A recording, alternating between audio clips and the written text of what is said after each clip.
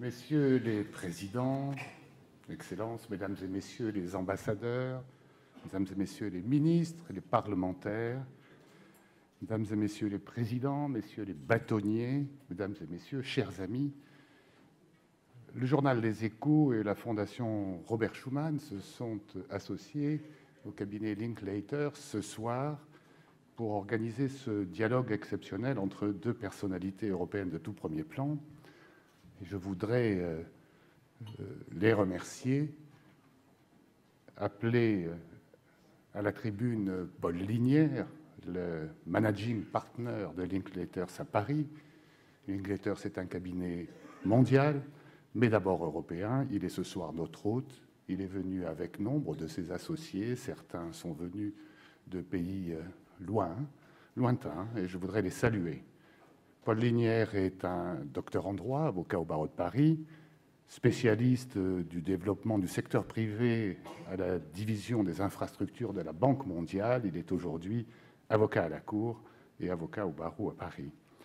Il est un spécialiste du droit public. Il a participé à de nombreuses et importantes opérations intervenues ces dernières années en matière de privatisation, de fusion-acquisition dans les secteurs régulés ou de projets considérables impliquant la puissance publique.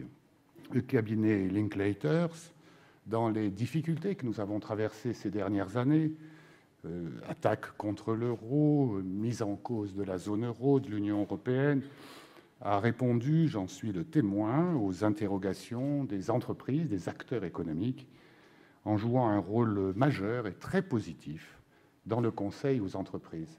C'est la raison de notre présence ce soir et je demande à Paul Linière de nous présenter notre soirée.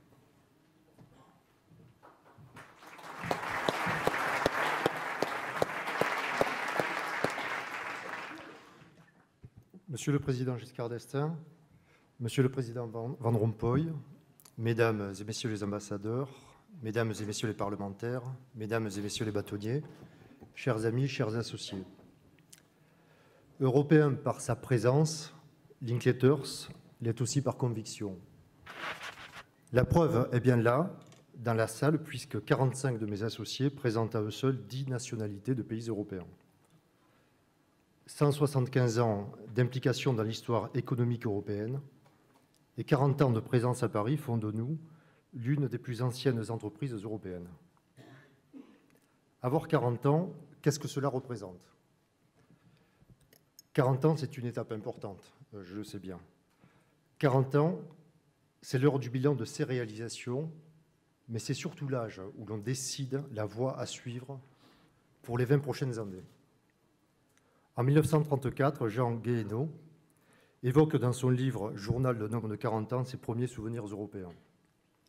Nous sommes ici ce soir pour aborder les étapes concrètes de la construction de l'Europe dans les 20 prochaines années.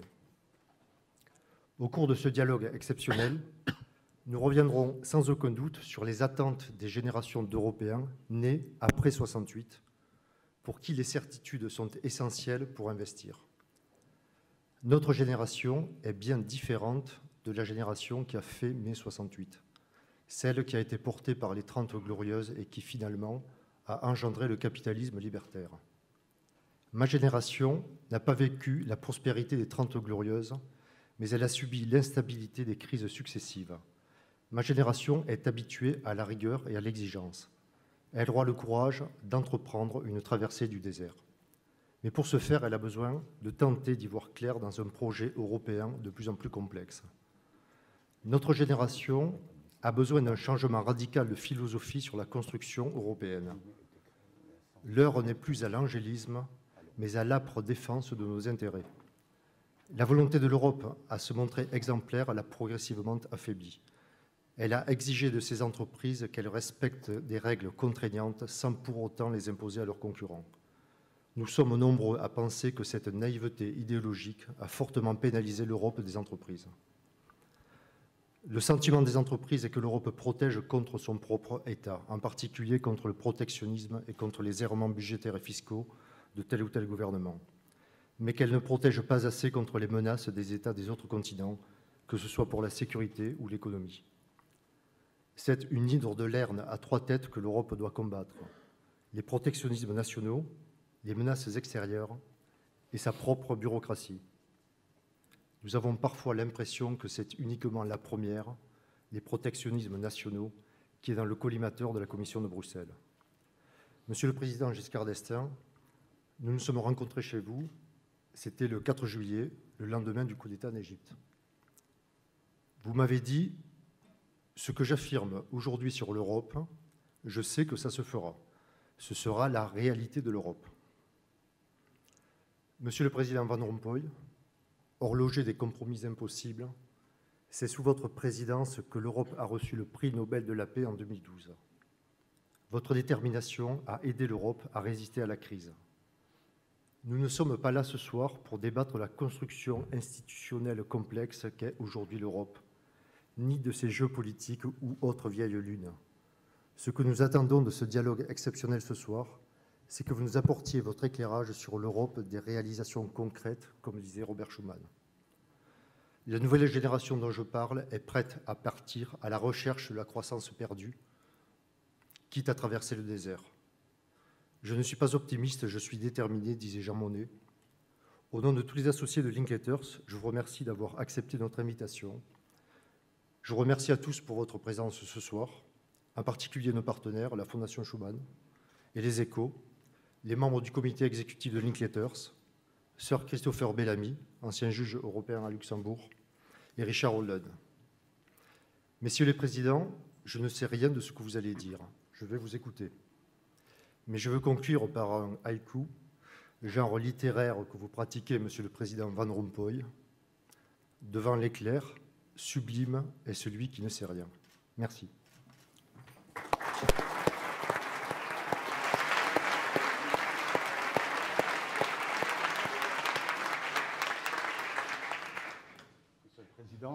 Monsieur le Président, voilà quelques-uns des thèmes qui intéressent nos auditeurs de ce soir. Alors, on m'a demandé la tâche absolument impossible de vous présenter l'un et l'autre, persuadé que dans la salle, un certain nombre de nos amis européens, voire extra-européens, voire tout simplement les plus jeunes d'entre eux, auraient peut-être une culture politique imparfaite. Et c'est donc un exercice absolument impossible en votre présence que je vais essayer de me livrer en quelques mots, si vous le permettez, avec beaucoup d'humilité. On ne vous présente pas, Monsieur le Président Valéry Giscard d'Estaing, surtout à Paris. Vous avez été le plus jeune partout et vous avez occupé toutes les plus importantes fonctions au plus haut niveau. Et de surcroît, vous êtes un grand Européen au bilan impressionnant. Votre double bac à 16 ans ne vous a pas empêché de rejoindre la Résistance, de participer à la libération de Paris, de vous engager dans la première armée de Delattre, où vous avez été décoré à titre militaire de la Croix de guerre. Polytechnique, l'ENA, l'inspection des finances, directeur adjoint du cabinet du Premier ministre, député dès 1956, ministre dès 1959, vous avez occupé dès lors toutes les plus hautes fonctions qu'on puisse imaginer dans la République. Président de commission d'affaires étrangères à l'Assemblée nationale, président de groupe à l'Assemblée nationale, au Parlement européen, président d'un parti politique, président de région, maire, conseiller général, président du mouvement européen, membre du Conseil constitutionnel et membre de l'Académie française. Les seules fonctions, j'ai fait le compte, que vous n'avez pas occupées dans la République française sont celles de Premier ministre et de sénateur. Ça peut venir.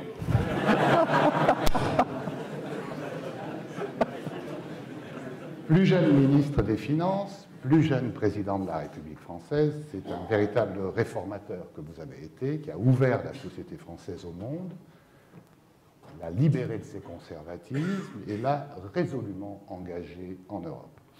On vous doit le premier budget de l'État en équilibre, je crois que c'était en 1965, et même le premier en excédent, je crois que c'était en 1970. Une époque glorieuse. Sous votre septennat, pourtant marqué par 2 crises pétrolières, la dette publique française a culminé à 20% et la croissance était en moyenne très faible, de 3%. Vous avez inventé le G5, devenu aujourd'hui le G8.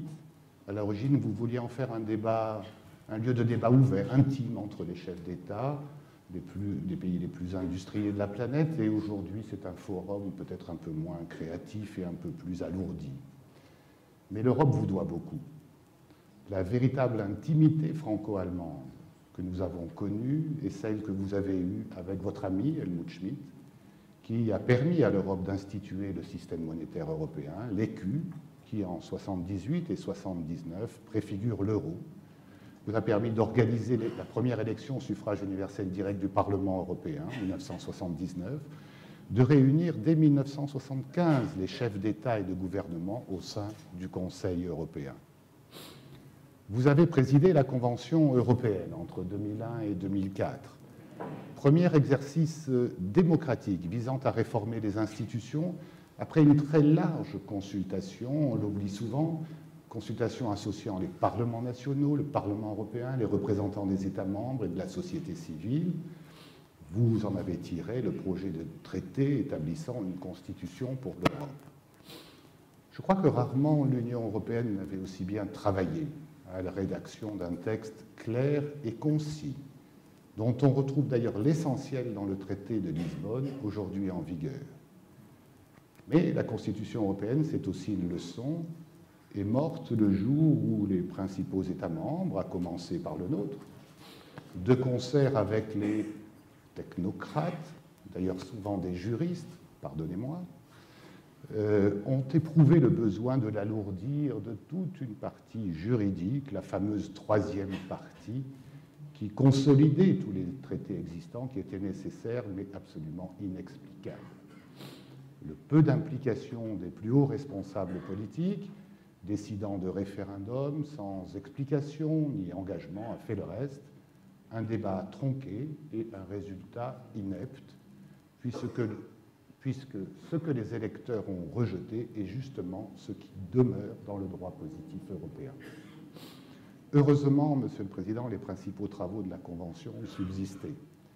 Parmi ceux-ci, une définition claire de ce qui relève des institutions communes et de ce qui relève encore des États membres, mais aussi toute une série de mesures de bon sens qui se sont imposées comme indispensables.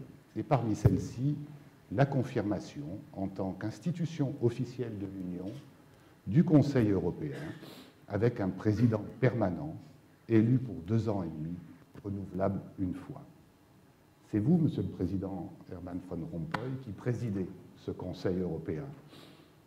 Définissant les orientations, les priorités politiques générales, il se réunit une fois par trimestre, sous votre présidence, se prononce par consensus, à l'unanimité ou par un vote à la majorité qualifiée. Il élit son président pour 2 ans et demi, ça a été votre cas, et vous avez entamé votre premier mandat le 1er novembre 2009, plus exactement à la fin de l'année 2009. Vous avez été reconduit le 1er juin 2012 et vous êtes en quelque sorte le président des chefs d'État et de gouvernement en exercice. Dans votre pays, Monsieur le Président Van Rompuy, vous avez occupé, vous aussi, les plus hautes fonctions.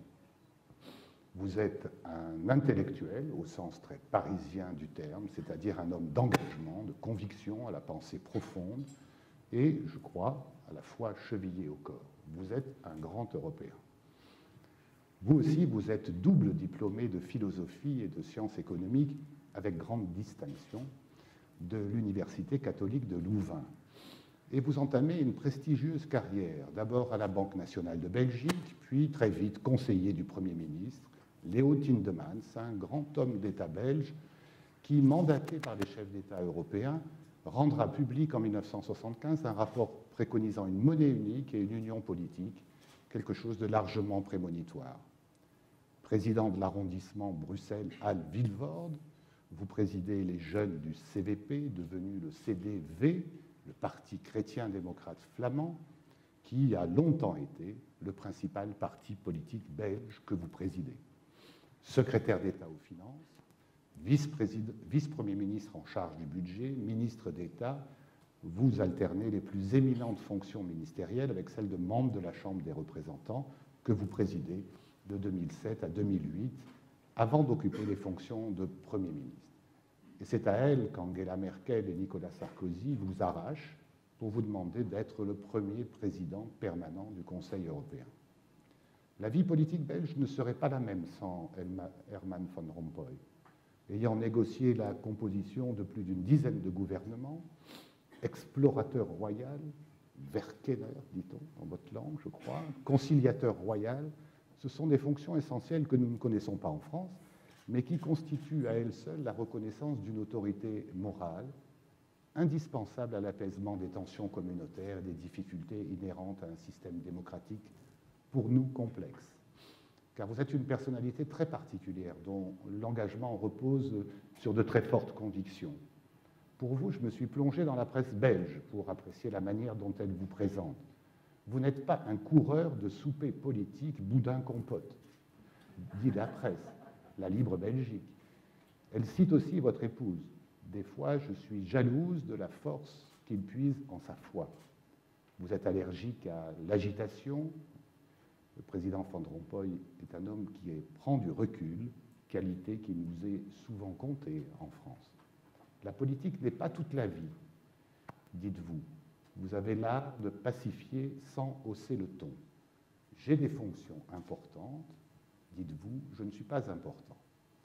Qualifié par un journaliste, Paul Linière le rappelait, journaliste du Figaro, d'horloger des compromis impossibles, vous étiez tout désigné pour essuyer les plâtres d'une véritable mission impossible, initier les décisions communes des grands chefs européens, concilier des points de vue réputés inconciliables, faciliter les compromis.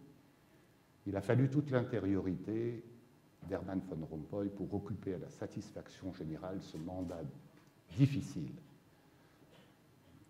Paul Linière l'évoquait, vous avez publié déjà 2 ouvrages, 2 recueils de haïkus, ces poèmes japonais au code si strict qui traduisent en 17 syllabes l'essence d'une pensée, l'ambiance d'un instant, la profondeur du temps. On a veillé à ce que le président du Conseil européen n'éclipse pas les autres grands acteurs du jeu institutionnel, dites-vous, lorsqu'on vous demande de définir votre fonction. Il est vrai que vous ne disposez d'aucun pouvoir de nomination, ni de la décision budgétaire, que vous avez dû gérer des relations non évidentes avec une Commission européenne un peu jalouse de prérogatives écornées, avec un Parlement européen soucieux d'en acquérir de nouvelles, dans l'ambiguïté des traités et au moment où l'Union était confrontée à sa première grande crise économique. Herman Van Rompuy est aussi le président de la zone euro. Et si l'Union a réussi à surmonter la crise des dettes publiques, les attaques contre l'euro, à adopter de nouvelles règles, la mise en place du pacte Euro+, le Fonds européen de stabilité financière, le mécanisme européen de stabilité, le traité budgétaire, bref, à produire le sursaut indispensable, c'est aussi et d'abord à Herman Van Rompuy qu'elle le doit, à sa méthode si particulière mais si efficace, à son engagement européen, à sa personnalité, ce que le président Hollande qualifie dans la presse de demain, votre esprit de finesse et combien vous avez été très précieux au Conseil européen. Mesdames, Messieurs, nous sommes donc en présence de 2 très éminentes personnalités dont la pensée, l'expérience et l'action ont marqué et déterminent encore la marche de l'Europe. C'est particulièrement important de les écouter à la veille de 2014, où vont être renouvelées toutes les institutions européennes, et vous aurez l'occasion tout à l'heure de les interroger directement. Messieurs les présidents, l'assistance ce soir est composée d'un public averti, de chefs d'entreprise, d'élus, de juristes, d'analystes, de journalistes, qui se posent beaucoup de questions sur l'évolution de l'Union européenne et souvent rencontrent beaucoup de difficultés du fait des politiques européennes. Puis-je me permettre, pour lancer votre dialogue, de les résumer ainsi autour de 3 séries de questions. Pourquoi faut-il encore croire en l'Europe et y investir, alors que le monde connaît de tels bouleversements? A-t-elle, cette Europe, un réel avenir économique, et lequel, face à la compétition acharnée dont elle doit relever les défis? Comment sont et seront surmontés les blocages et les retards constatés en Europe, retards qui pourraient faire des Européens si occupés à s'unir les grands naïfs du monde global? Quelle est l'évolution probable de l'Union européenne? Quelles nouvelles orientations ces politiques peuvent-elles connaître? N'est-il pas temps de changer de paradigme, de libérer les énergies vers l'extérieur, plutôt que de sans cesse toujours plus réglementer à l'intérieur? Ce sont les questions qui préoccupent l'opinion publique, et plus particulièrement vos auditeurs ce soir. Ce président Giscard d'Estaing, je me tourne vers vous. Vous parcourez le monde, vous êtes reconnu comme un grand homme d'État. Comment voyez-vous l'avenir de l'Europe? Peut-on encore croire à l'Europe, et notamment sur le plan économique? Les entreprises ont-elles encore intérêt à être présentes, investir et jouer le jeu de l'Europe, ou doivent-elles carrément passer au niveau mondial? Donc je vous réponds. S'il vous plaît, Monsieur le Président. Bon, je voudrais d'abord remercier M. Linière de son invitation. Il a rappelé l'ancienneté de cette société de juristes. Ça montre un point qui est extrêmement important, c'est que l'Europe est un continent de droit dans un monde qui ne pratique pas partout, notamment dans les grandes puissances, le respect du droit. Vous avez dit que vous étiez à Paris depuis 40 ans. Ça m'a rappelé une citation de Confucius. Confucius écrit, enfin dit dans ses analectes, « C'est à 50 ans que j'ai connu la volonté du ciel. » Quelle volonté? Comment le ciel exprime-t-il sa volonté? Monsieur Lumière, il vous reste 10 ans pour le découvrir. Et puis très heureux d'être avec le président Van Rompuy pour une raison simple. C'est la personnalité la plus distinguée des institutions européennes actuelles. Distinguée par sa manière d'être, distinguée par sa sagesse, distinguée par son sens de la poésie, de la poésie. Alors vous dites l'avenir. Bon, on ne va pas commencer en répondant à une question aussi globale, on va faire une recherche intellectuelle. Bon, l'Europe traverse une passe difficile. Elle traverse une crise économique, elle n'est pas la seule. Les États-Unis l'ont traversée un peu mieux que nous. Enfin, ils ont connu quand même une crise économique. Vous avez les pays du monde qui sont actuellement livrés aux pires formes de violence. L'Europe est stable. C'est un continent de droit, en fait, et qui a sa place, à mon avis, parmi les premières puissances économiques du monde. Si on pense à l'avenir, à 10 ans ou à 30 ans, il faut penser à l'avenir. Un des grands défauts de nos sociétés politiques, une des faiblesses de l'Europe actuelle, c'est le niveau de ces sociétés politiques. C'est une de ces faiblesses, qui vivent au jour le jour, à la veille des élections suivantes ou des vacances à venir. Bien, si on regarde, comme les grands pays, l'avenir à 10 ans ou 30 ans, l'Europe sera une des 3 puissances économiques mondiales. Il y aura évidemment les États-Unis d'Amérique, qui continueront de figurer au premier ou au second rang. Il y aura la Chine, au premier ou au second rang, et il y aura l'Union européenne. Alors, quelle Union européenne? Simplement, dans votre question, si vous voulez, il faut, je crois, entrer un peu plus, on va entrer progressivement dans le débat. On dit les Européens sont lassés de l'Europe, l'opinion publique n'y croit plus, a perdu la foi. Non, ce n'est pas exact. L'opinion publique est lassée de la façon, de la manière dont fonctionnent les institutions européennes. Et elle a raison. Parce que l'Europe ne lui fournit plus d'objectifs simples, on va en parler, et d'autre part, son processus de décision à 28 est un processus de décision qui multiplie, bien entendu, les complications, les contradictions, et ainsi de suite. Mais la nécessité est plus forte que les humeurs. C'est un continent dont la civilisation est pionnière dans le monde. C'est un continent qui occupe encore une place considérable. On cite des chiffres, on ne va pas citer des chiffres ici. C'est la première puissance commerciale du monde. Avant les États-Unis, loin devant la Chine.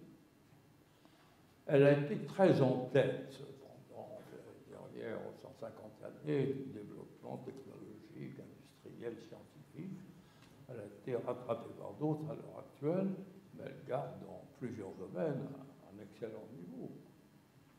Vous qui êtes un poète chinois, vous avez certainement, japonais plutôt, vous avez dû noter que le Japon vient d'acheter pour renouveler sa flotte pour la première fois un avion européen.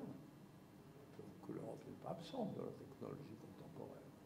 Lorsqu'elle fait des bons produits, lorsqu'elle encourage sa recherche, elle est capable d'être dans la compétition. Donc ma réponse est, l'Europe sera présente, mais ça ne sera pas l'Europe actuelle. Ça sera en réalité une Europe constituée par l'intégration européenne de la zone euro. Le fer de lance de l'Europe de demain, c'est l'Europe monétaire. Et cette Europe monétaire a le devoir de s'intégrer davantage au point de vue économique. Si elle le fait, l'Europe de l'euro sera au premier rang des puissances économiques dans 10 ans ou dans 20 ans. Voilà une question pour le président de la zone euro, Monsieur le Président. D'abord, Monsieur le Président, parce que vous êtes président de réunion, je dois être flatté une fois par jour. Je suis ravi que vous avez pris la charge de me flatter cette journée. Je suis très reconnaissant par rapport au président Giscard d'Estaing, parce que sans le traité constitutionnel, il n'y aurait jamais eu un traité de Lisbonne. Et l'article le plus important du traité de Lisbonne, c'est l'article concernant le président du Conseil européen. Donc, sans vous, je ne serais pas ici. Donc, je vous en suis très reconnaissant. Alors, où sera l'Union européenne d'ici 20 ans, 30 ans? Mais vous venez de la fondation Robert Schuman. Si on aurait dit à Robert Schuman, au début des années 50, qu'il y aurait une Union européenne avec 28 pays, que l'Union soviétique n'existerait plus, et qu'on sera le plus grand ensemble de pays démocratiques, prospères, avec des modèles sociaux extrêmement développés au monde, qu'on aurait une monnaie commune pour 18 de ces pays, personne ne l'aurait cru. Personne. Donc, faire des prophéties pour les décennies à venir, c'est très hasardeux. Et en fait, l'aventure européenne, et je sais qu'on vit dans une crise, ce qu'on appelle de légitimité, mais l'aventure européenne est une aventure ou une histoire de succès, un succès gigantesque. C'est pour ça qu'on a reçu d'ailleurs le prix Nobel de la paix. Moi, je ne l'ai pas reçu. Quoique j'ai reçu quelques prix Nobel il y a quelques mois, et en entrant, je les ai dit, chers collègues. Mais j'étais tout à fait conscient qu'on a reçu ce prix, disons, c'est plutôt mon prédécesseur qui le méritait. Alors, on vit maintenant une période extrêmement difficile. Pourquoi? Parce que jusqu'à présent, l'histoire de l'Union européenne et de la communauté européenne était une histoire où tout le monde était gagnant, jusqu'il y a quelques années. Le marché commun, bien sûr, il y avait davantage de concurrence, mais en fin de compte, tout le monde était gagnant. Ma région, qui était une région extrêmement pauvre, la Flandre, a rejoint le peloton des pays ou des régions les plus prospères en 12 ans, parce qu'on était au cœur de l'Europe, dans la région la plus prospère au monde, entre Amsterdam, Paris et le Rouge. Et donc, on a réussi ce marché commun, on a ouvert les frontières avec la zone Schengen, on a créé une monnaie commune, et en fait, c'était une zone, malgré tous les efforts qu'on a faits, qui était une zone pour les consommateurs. Ils ne devaient plus échanger de la monnaie, plus montrer sa carte d'identité. On avait un choix invraisemblable comme consommateur puisque le marché commun s'était ouvert.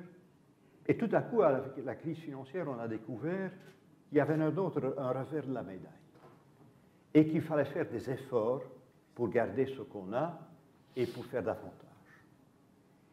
Et donc, on a dû quitter cette mentalité de consommation. On dit souvent maintenant il n'y a pas suffisamment de solidarité dans l'Union européenne, mais pendant des décennies, on n'avait pas besoin de vraie solidarité. Il y avait le petit budget européen, et même dans ce petit budget européen, une partie, les fonds structurels, était consacrée à la solidarité. Maintenant, on a dû faire appel à la solidarité, pour la première fois, d'une façon sérieuse. On a dû se battre maintenant pour avoir la monnaie commune.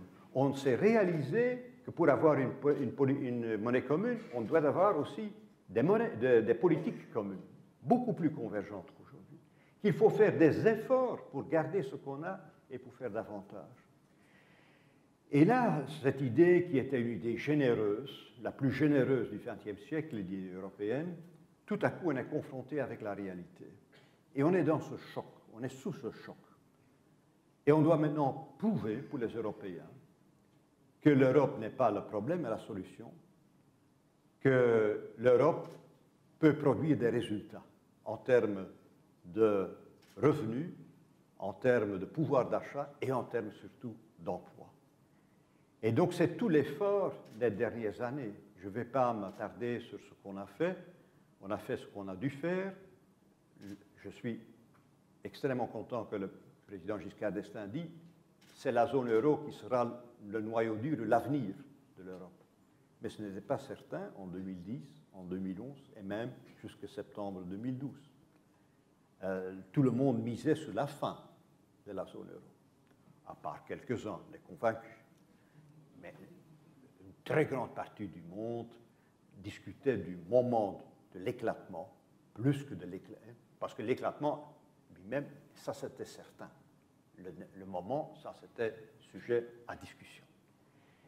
Donc tout ça est derrière nous. Et donc on doit prouver à l'électeur, aux citoyens européens, aux jeunes générations, que l'Europe, en termes de croissance économique et d'emploi, est la seule et unique solution pour l'avenir. On exploite encore très mal le potentiel.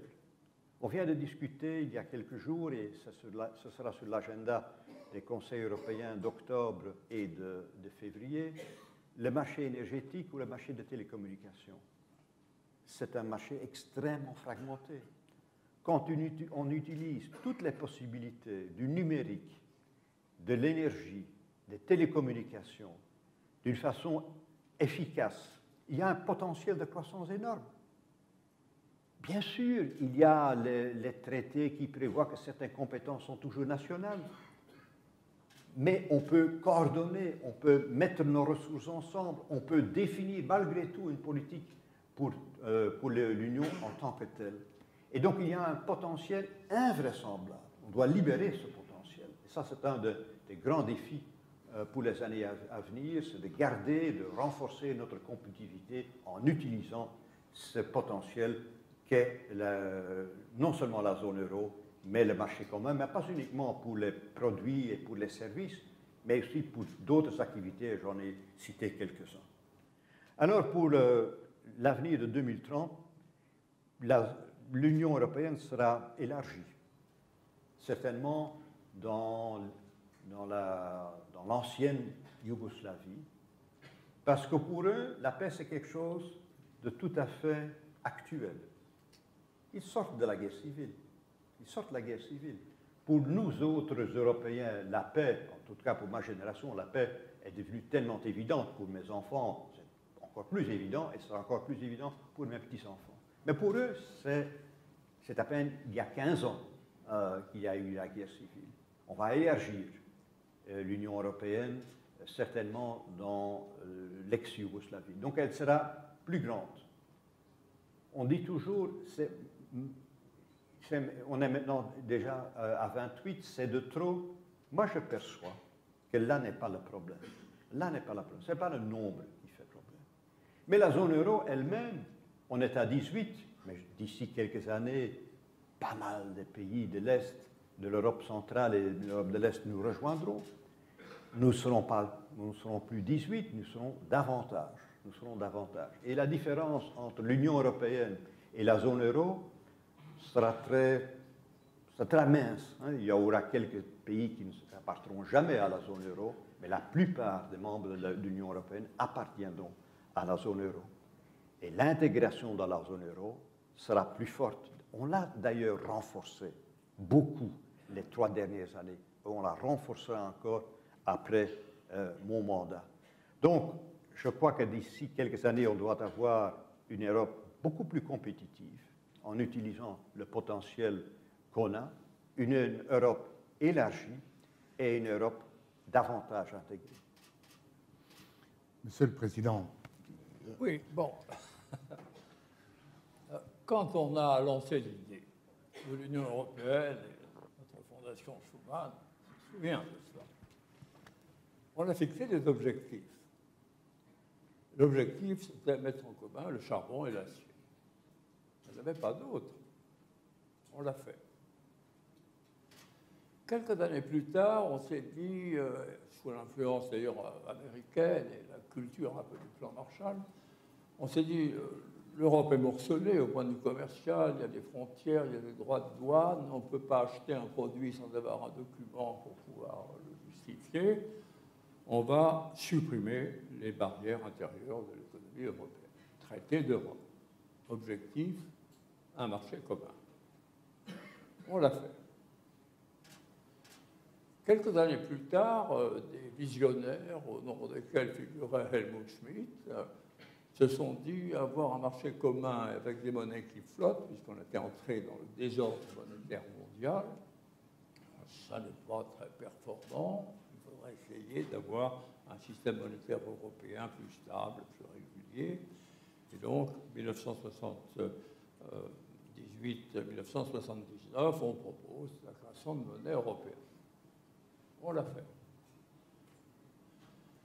Arrive ensuite le projet d'espace unique, zone unique, porté par le très remarquable président de la Commission, qui était Jacques Delors, en proposant en 1985 l'objectif espace unique. On le fait. Traité de Maastricht, 2 objectifs.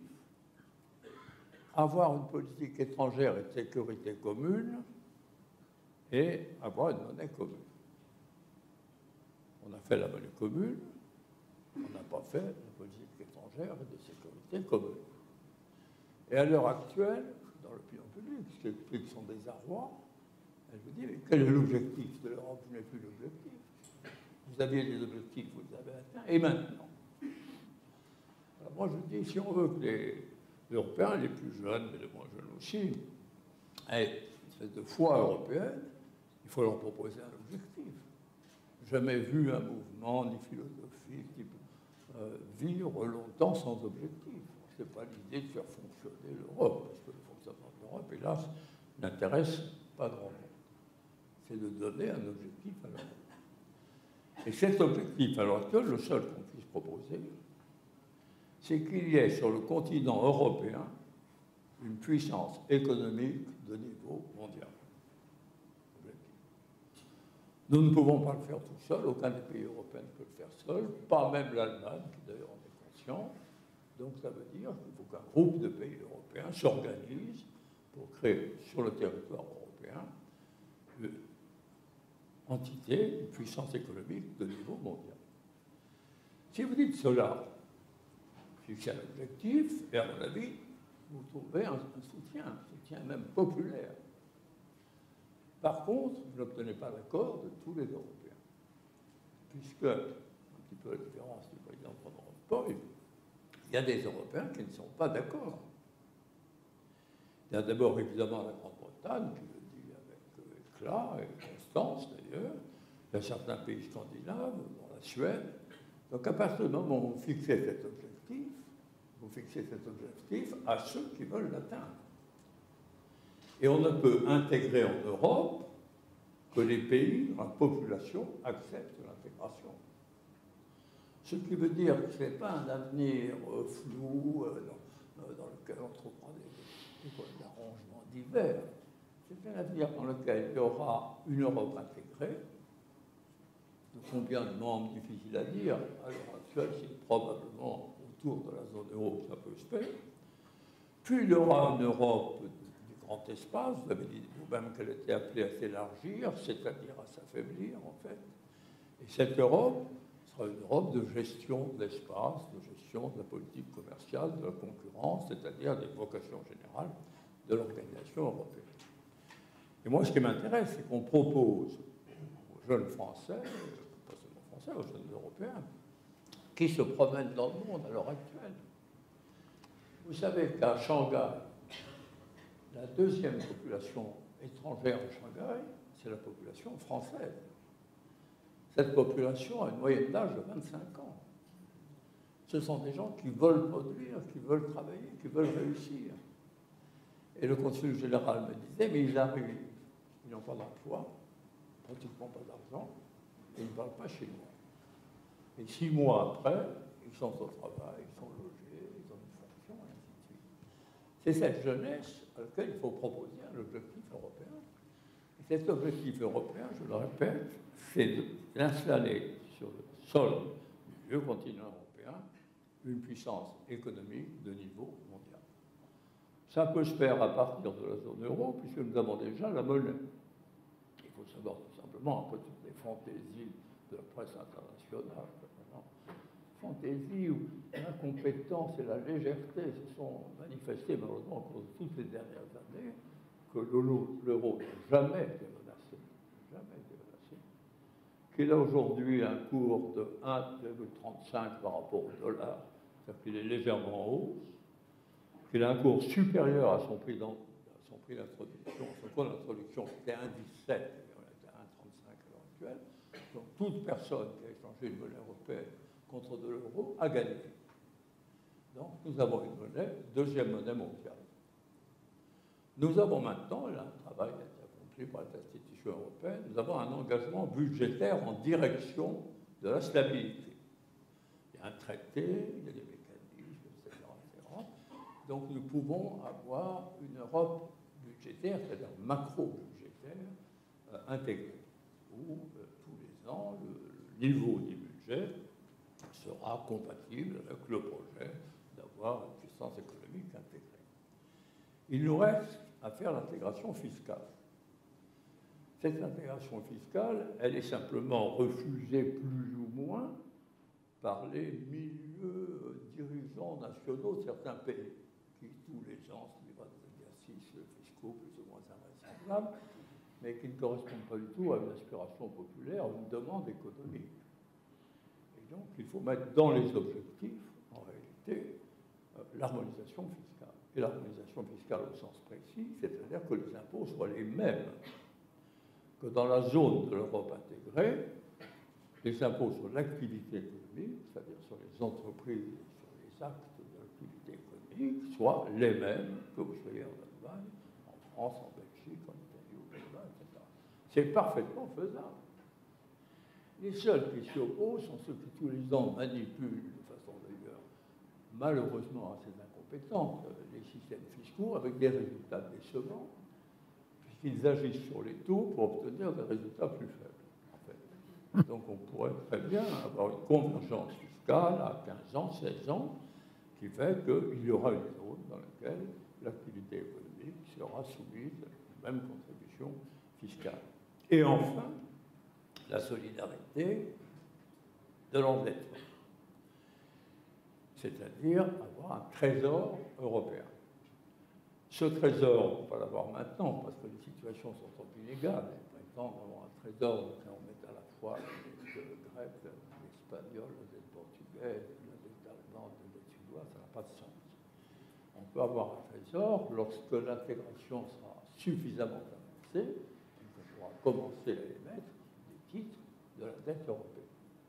Et si on a ainsi une zone dans laquelle la monnaie, les équilibres budgétaires, la fiscalité, le système d'emprunt sont harmonisés et en réalité identiques, eh bien les agents de l'économie seront heureux de travailler. Parce qu'ils seront heureux d'investir, ils seront heureux de chercher, ils seront heureux de montrer que l'Europe a une capacité égale, je ne dis pas supérieure, il n'y a pas de raison de chercher la gloire, mais égale à celle des autres grandes zones mondiales. Alors vous me dites, ça c'est pour la zone euro et l'Europe intégrée. Le reste de l'Europe continuera son travail, à part. Et là, je m'éloigne un peu de M. Van Rompuy, ce n'est pas la même chose. Les discussions à 28 ne produiront jamais une intégration économique européenne, jamais. Puisqu'à l'intérieur des 28, il y a des grands pays qui n'en veulent pas. Mais l'Europe à 28 continuera son travail.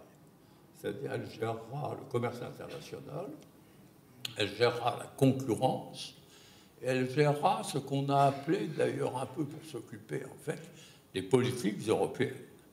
Ce sont des politiques volontaires, difficiles à mettre en œuvre, comme par exemple la politique de l'énergie, mais sur lesquelles il y a un travail à faire, et sur lesquelles les institutions européennes continueront de fonctionner.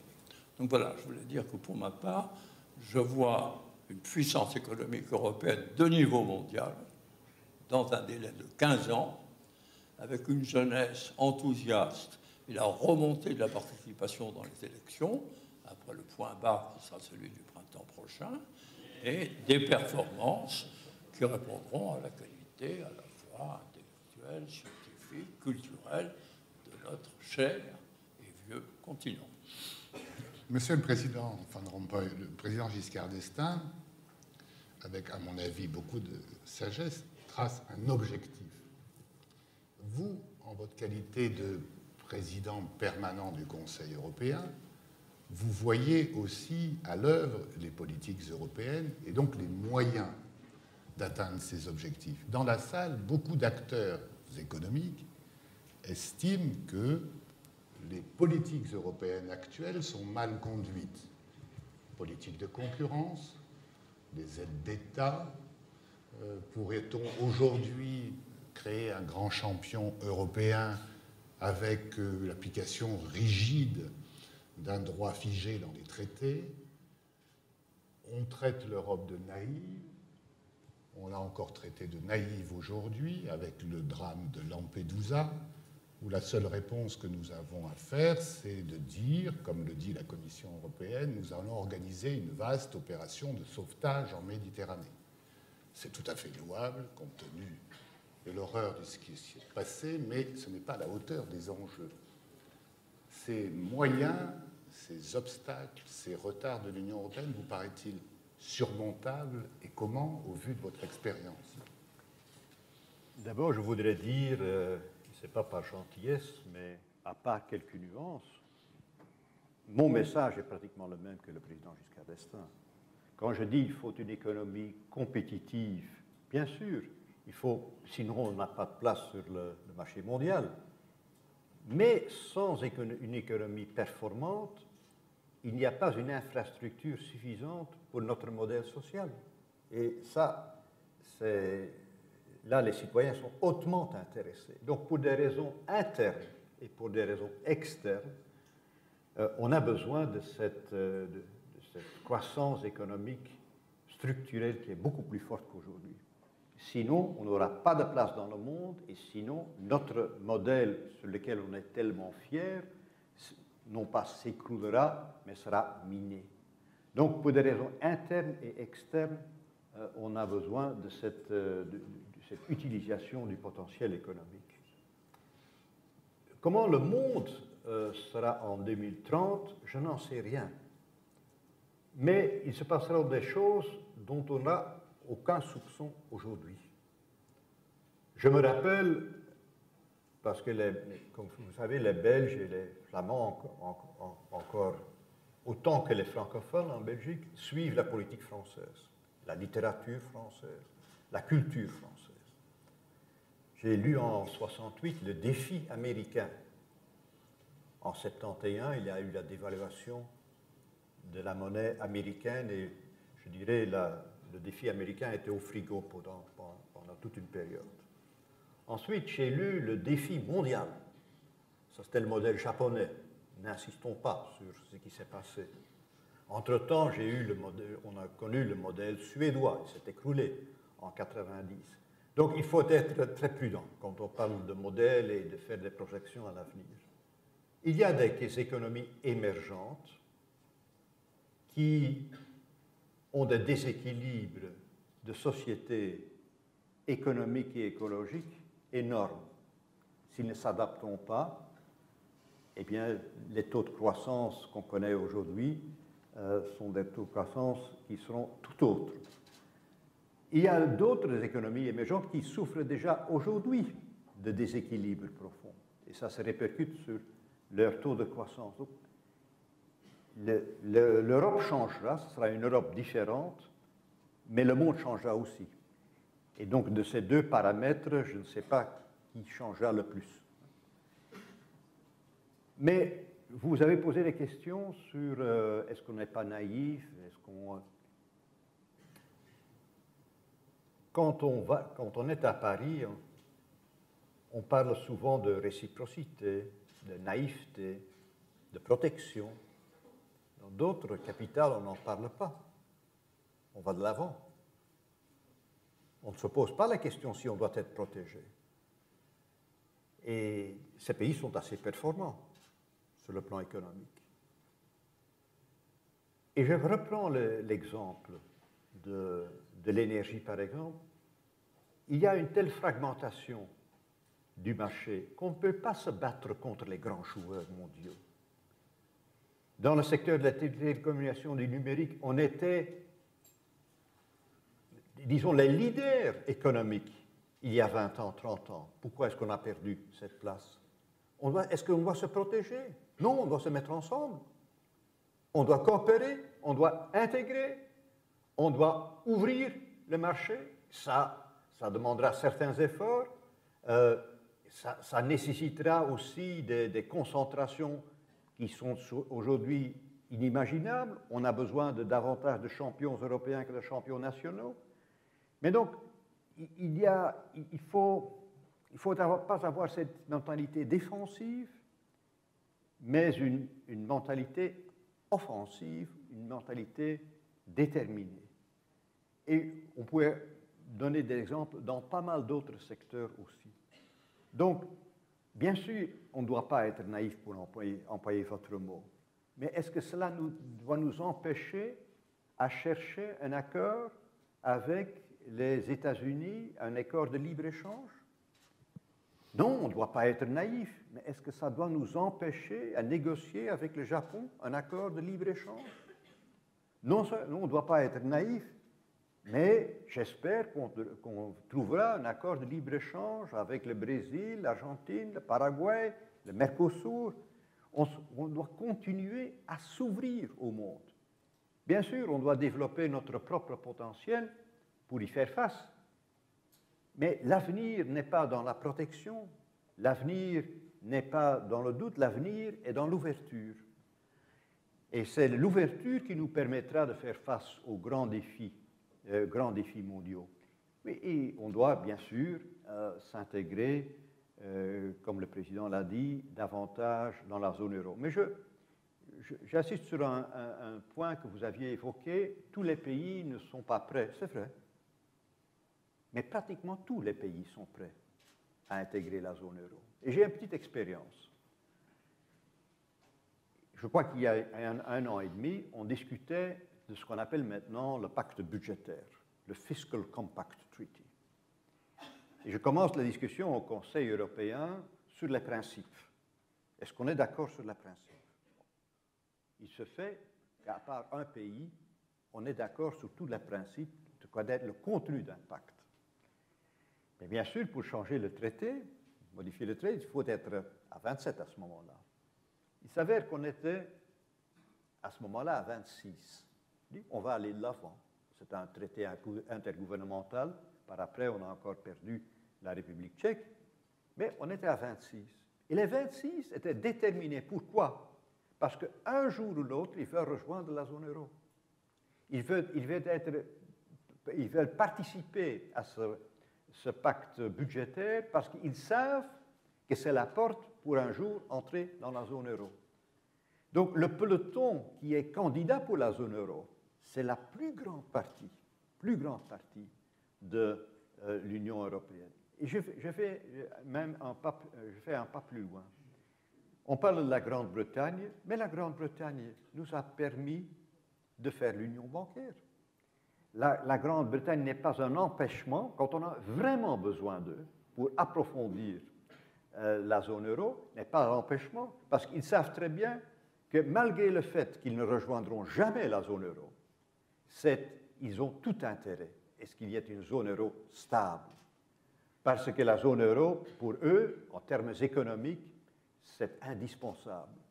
Et ils en ont souffert pendant toute cette période de 2010 à 2012, où la zone euro était en pleine turbulence et, selon eux, ils craignaient qu'il y aurait une dislocation de tout ça. Donc, mais ça, c'est une nuance. Mais la plus grande partie des membres de l'Union européenne veulent faire partie de la zone euro. Et moi, je persiste à croire, avec mon expérience des 2-3 dernières années, que c'est gérable. Bien sûr, tout ne peut pas se décider à l'unanimité, ça c'est vrai. Et malheureusement, pour les impôts et l'union fiscale, on est toujours devant cet obstacle de l'unanimité. Mais même là, avec l'échange automatique des données dans la lutte contre la fraude fiscale et l'évasion fiscale, bien, on peut aller de l'avant. Et c'est aussi un moyen de supprimer des concurrences déloyales. Et on n'a pas besoin de ces règles de l'unanimité. Mais ce que j'insiste à dire, c'est qu'il faut agir sur le plan de l'approfondissement de nos politiques économiques et le renforcement de l'architecture de la zone euro. Moi, quand je compare ce qu'on a aujourd'hui par rapport à ce qu'on avait il y a 3-4 ans avant la crise, moi je suis tout à fait confiant. Et les exemples que vous avez donnés, on a dit ceci et on l'a fait, eh bien je le dis aussi. On a voulu une gouvernance beaucoup plus forte pour la zone euro, eh bien malgré tout, on l'a fait. Je sais bien que ça ne fait pas rêver les gens. C'est un moyen, ce n'est pas un but. Le but est d'avoir une économie forte avec laquelle on peut se défendre au plan mondial et qui est tout à fait nécessaire pour être l'infrastructure nécessaire pour notre modèle social, même un modèle social réformé. Voulez-vous que nous prenions quelques questions de la salle, Monsieur le Président? Je crois qu'Olivier d'Ormesson avait préparé une question. Non, il n'est pas prêt.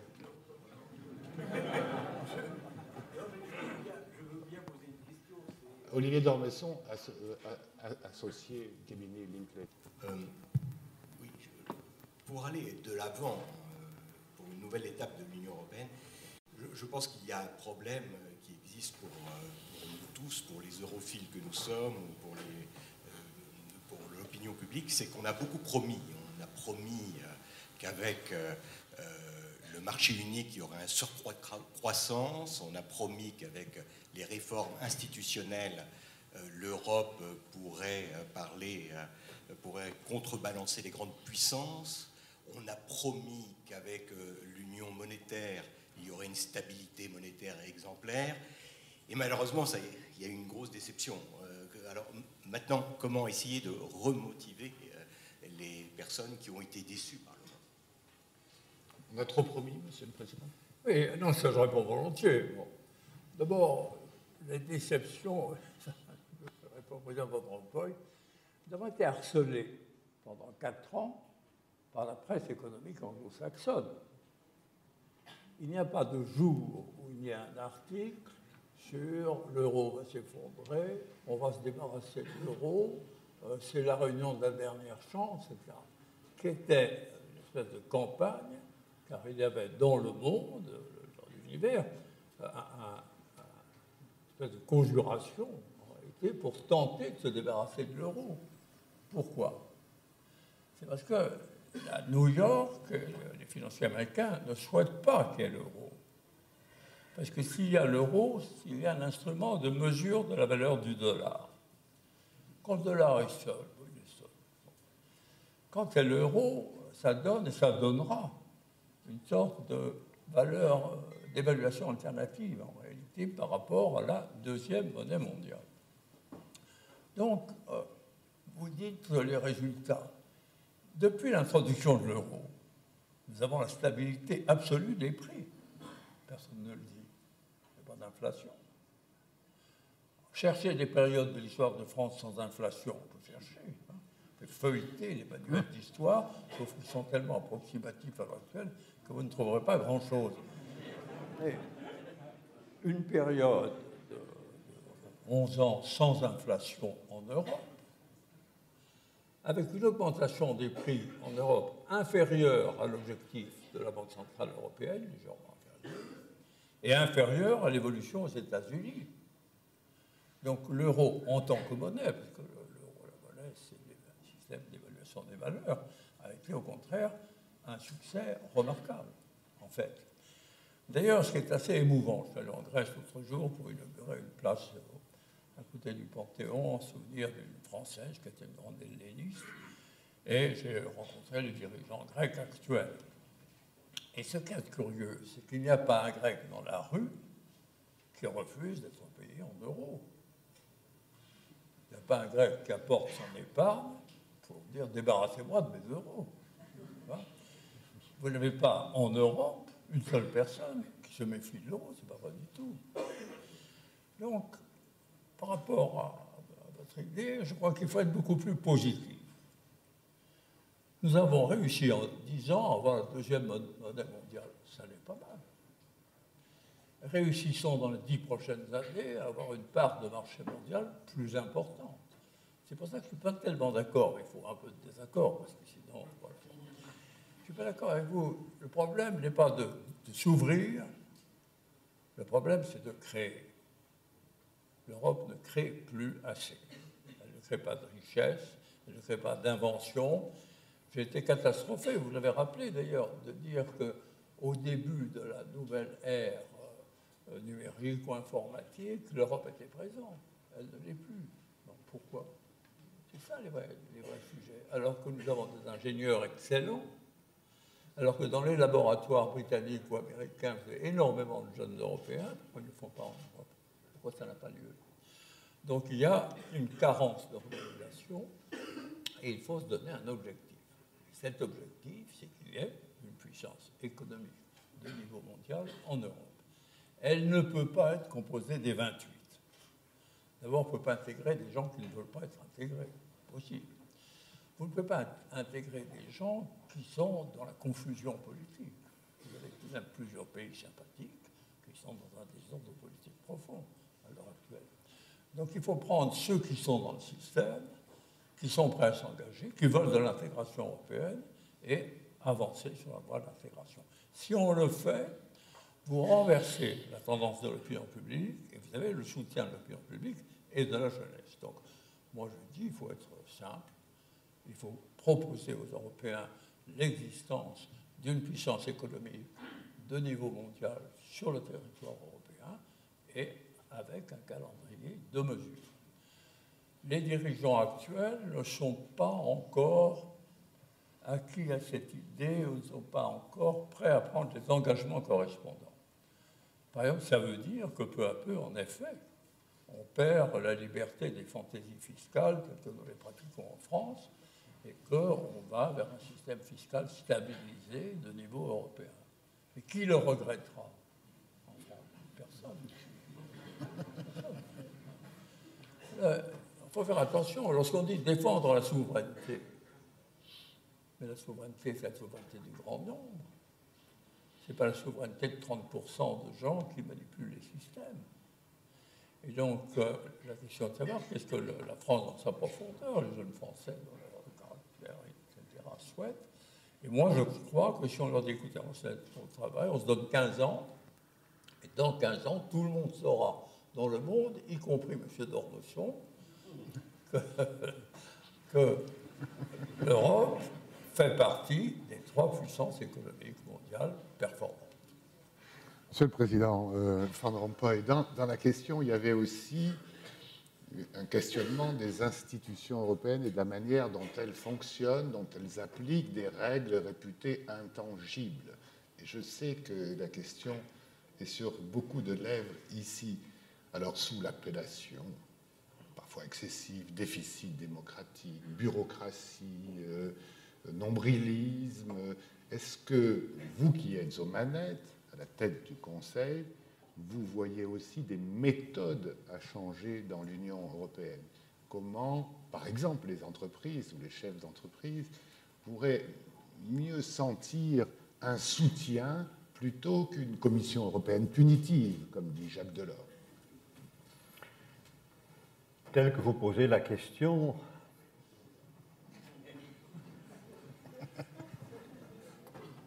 ou bien c'est très concret, vous me donnez un exemple et j'essayerai d'y répondre, mais je dirais que c'est assez général. Hein, je suis gentil.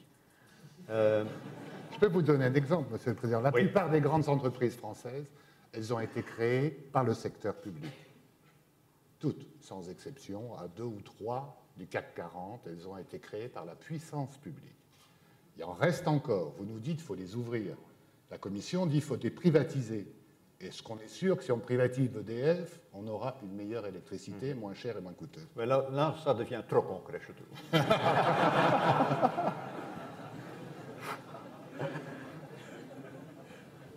Mais en général, je ne parle pas pour des secteurs et tout dépend aussi du rythme, si on libéralise ou on privatise. En général, le secteur privé est plus performant, mais ça dépend des secteurs et ça dépend des circonstances et comme j'allais dire, du rythme. Mais vous posez une question assez générale sur le fonctionnement des institutions européennes. Il faut savoir que toute décision est prise, en fait, sous le cautionnement des États membres. La Commission n'a pas des tâches exécutives, vous en avez cité quelques-uns, mais toutes les décisions, tous les règlements, toutes les directives sont décidées par les États membres en coopération avec ou en codécision avec le Parlement européen, mais toujours avec eux qui ont, disons, la possibilité de dire non. Dans souvent des cas, c'est unanime la décision du Conseil. Dans d'autres cas, c'est une majorité qualifiée, ce qui est toujours une très lourde procédure.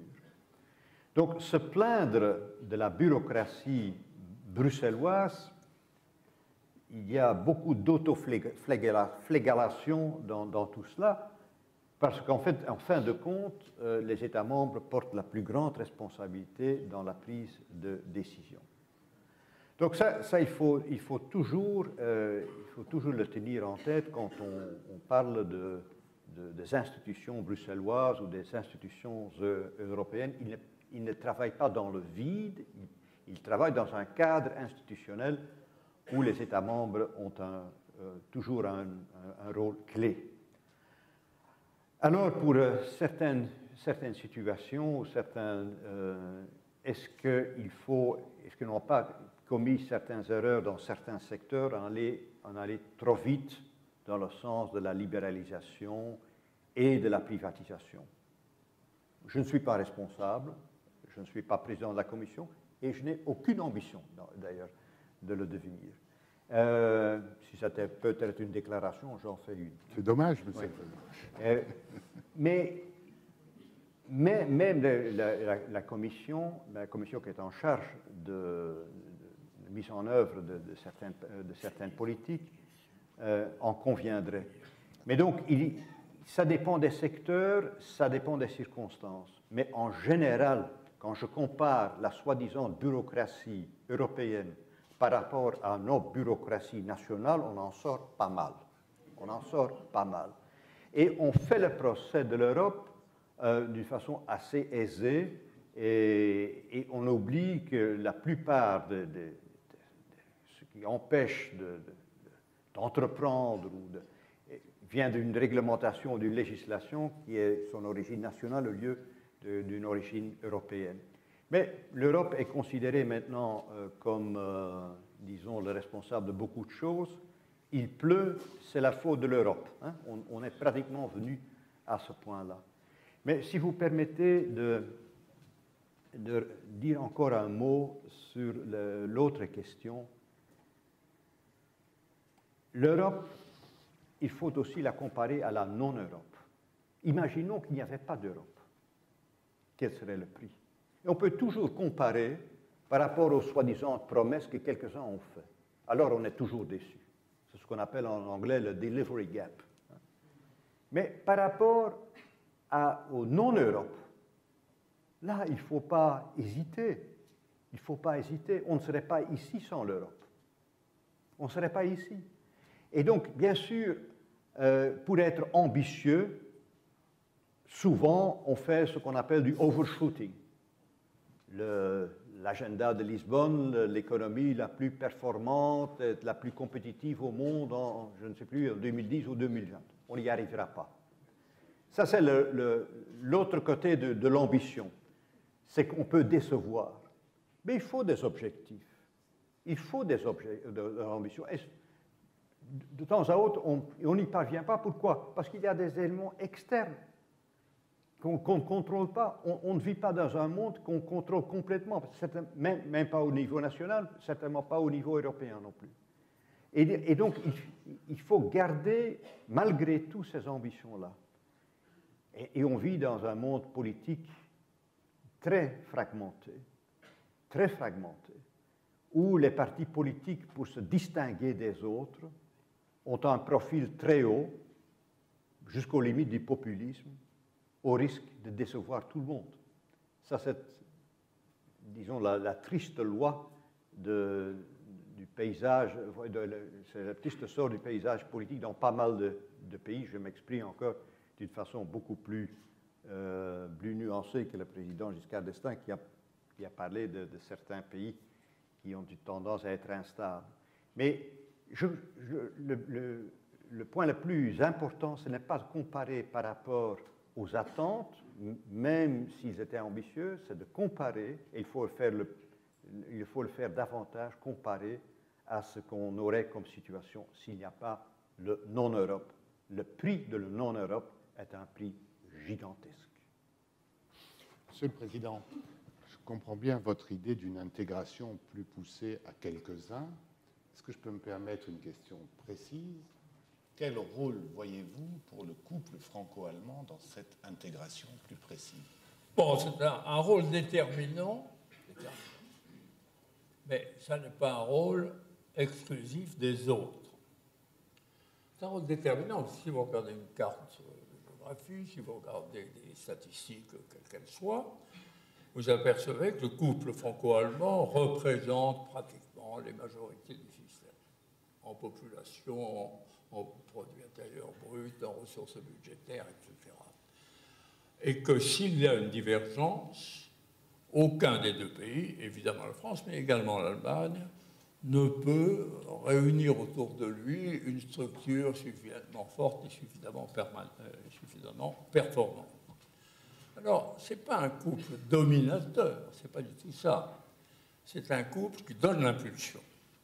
Et je dois dire, parmi les leaders européens, il faut le dire très simplement, Mme Merkel est une de celles qui, dans les années récentes, a donné le plus d'impulsion, ou a essayé de donner le plus d'impulsion à l'avancée de l'intégration européenne.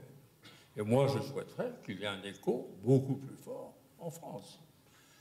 Alors, la France se retient parce qu'elle n'a pas envie de faire les réformes que l'Europe aimerait qu'elle fasse. Et donc, elle est dans une espèce de posture un peu crispée, où elle ne veut pas entrer totalement dans le jeu de la participation européenne, qui en effet l'inviterait, d'ailleurs c'est absolument normal, à aller plus vite dans la voie de la réforme. Et ce couple, ce n'est pas un couple inventé, ce n'est pas une rencontre de hasard, c'est pas ça. C'est une rencontre historique et géographique. Quand vous pensez que les deux dernières guerres mondiales ont été au départ des guerres où il y avait l'Allemagne et la France dans des camps adverses. Quand vous regardez le discours de Churchill à Zurich en 1948, il dit il n'y aura pas d'Europe s'il n'y a pas une entente franco-allemande, qu'on est simplement dans la nécessité. Et la chance est que les peuples l'aient accepté.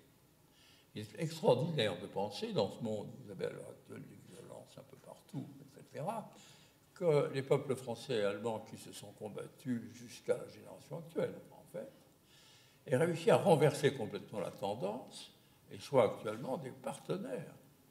Quand nous allons quelque part dans une réunion internationale, la délégation dont nous nous sentons les plus proches, c'est les Allemands. Dans la Convention européenne, il y a donc 10 ans, dans la Convention européenne, beaucoup de pays, beaucoup de gens représentaient les deux grandes de toute espèce, etc. Les Allemands, pas une demande pour eux. Donc l'entente franco-allemande, c'est le moteur du système, mais le moteur, ce n'est pas la voiture. La voiture, il y a d'autres fonctions, il y a d'autres organes, et ainsi de suite. Et ainsi de suite. D'ailleurs, il n'y a plus cette suspicion, en fait. Et je vois le partenaire, je parle naturellement de nos voisins du Benelux, mais également les Italiens, les Portugais, trouvent tout à fait normal qu'il y ait une entente et une impulsion franco-allemande. Et en réalité, quand elle n'a pas lieu, ils sont un peu inquiets. Parce qu'ils se disent, ça ne pourra pas marcher, ça ne pourra pas aboutir. Je voudrais tout de même signaler à M. Van Rompuy deux choses, parce qu'il faudrait animer un peu cette discussion. D'abord, il y a 10 ans, un peu plus, nous avions proposé de réduire le nombre de commissaires à 13. Ils sont maintenant 28. S'il y en a 28, ils pondent de la réglementation pour 28. Parce que si vous avez un commissaire dans un bureau, il a un directeur de cabinet, il a un chargé de la communication, il a 2 ou 3 experts, ou expertes d'ailleurs, qui lui suggèrent, il faut faire quelque chose, il faut faire parler de vous, etc. Comment peut-on faire parler de soi autrement qu'en pondant de la réglementation? Donc nous avons multiplié, en fait, la réglementation européenne d'une façon risible. Le dernier incident des bouteilles d'huile, enfin, c'est allé jusqu'à la commission comprise, hein, de la présentation des bouteilles d'huile sur les tables des restaurants, pas avec un texte, une proposition de la commission de Bruxelles, c'était vraiment une fantaisie remarquable, mais il y avait un commissaire, un assistant commissaire, un membre de la commission. Deuxièmement, donc ça veut dire qu'il faut réduire le nombre. Et Jacques Delors était d'accord avec moi, j'espère qu'il l'est toujours.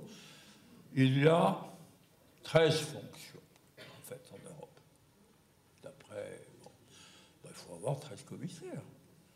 On peut en avoir un de plus pour avoir un commissaire volant qui remplacera les commissaires pendant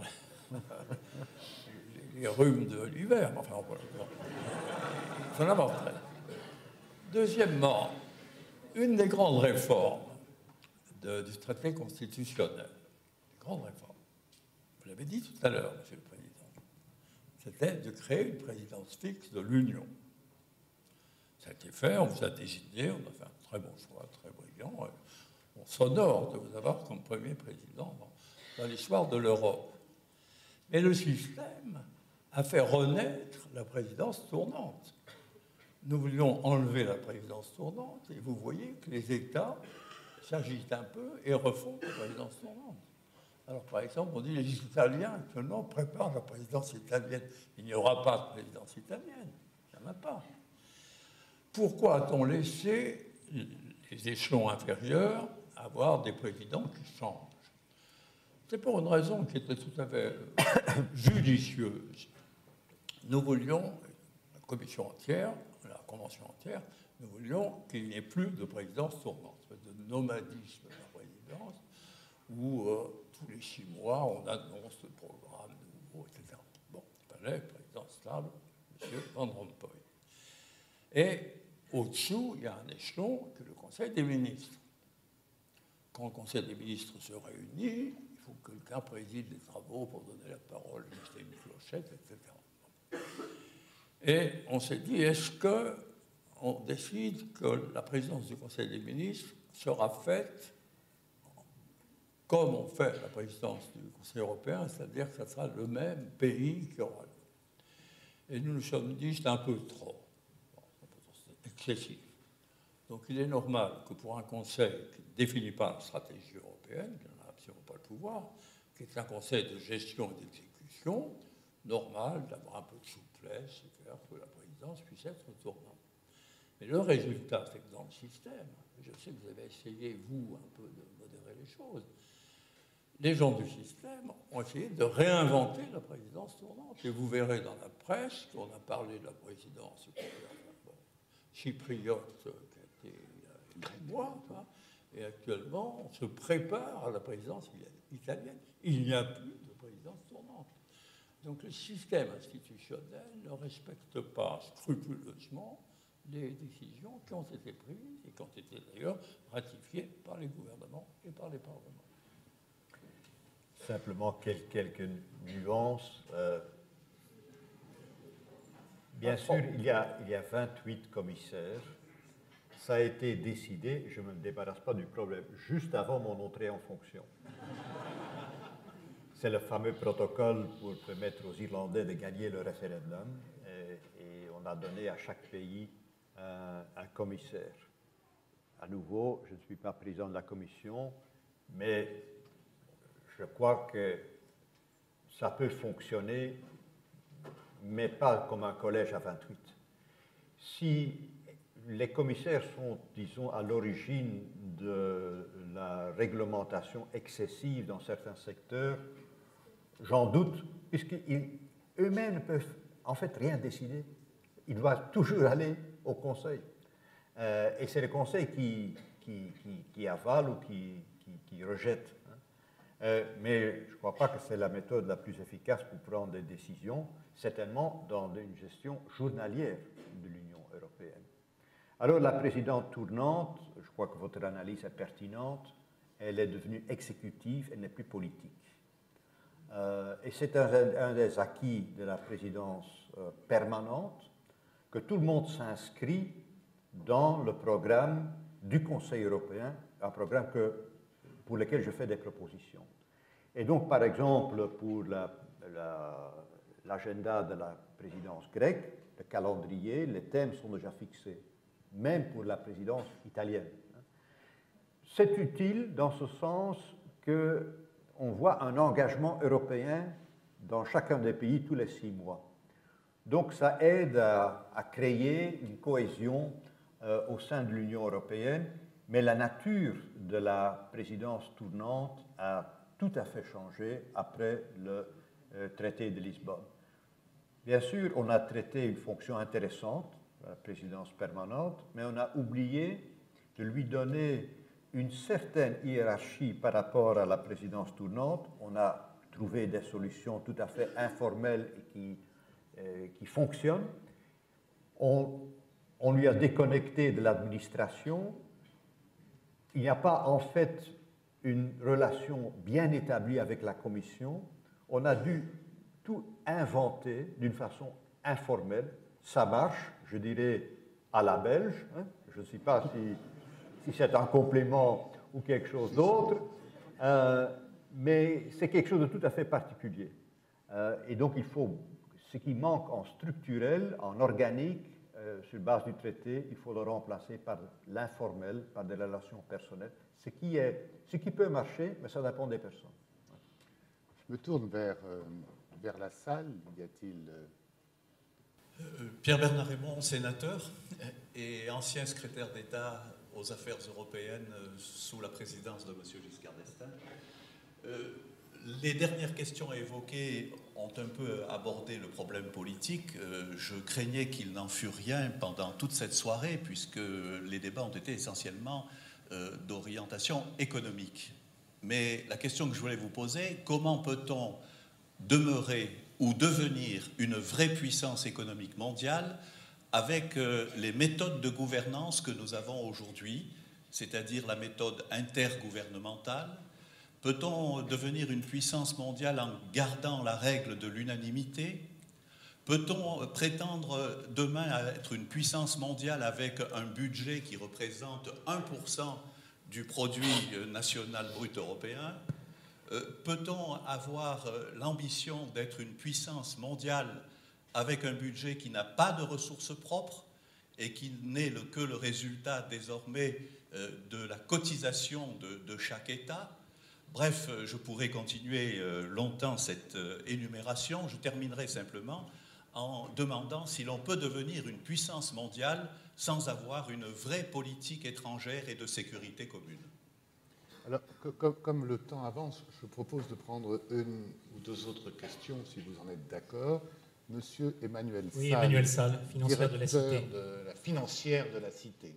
Alors, ma question va revenir sur les questions économiques et notamment sur la stratégie de sortie de crise.